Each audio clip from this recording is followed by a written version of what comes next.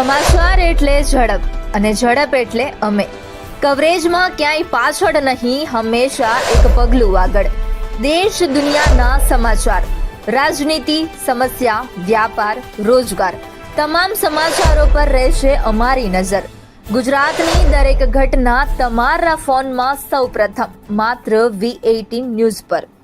ગાંધીનગર જિલ્લાના દહેગામમાં 7 ગરનાળા પાસે ST bus દ્વારા એક 7 વર્ષની બાળકીને ટક્કર મારી. અકસ્માતમાં બાળકીના પગના ભાગે ગંભીર ઈજા પહોંચી. ઈજાગ્રસ્ત બાળકીને સારવાર અર્થે હોસ્પિટલ ખસેડવામાં આવી. ત્યારે અવારનવાર થતા અકસ્માતોની ઘટનાને કારણે સ્થાનિક લોકોમાં રોષ ફેલાયો છે. ઘટનાને પગલે સ્થાનિકો ઘટના સ્થળે ભેગા થઈ ગયા અને ચક્કાજામ કર્યો હતો. ત્યારે આ ઘટનાની જાણ નજીકના આવેલા પોલીસ સ્ટેશન ખાતે થતા પોલીસે ઘટના સ્થળે જઈ પરિસ્થિતિને કાબુ મેળવી હતી.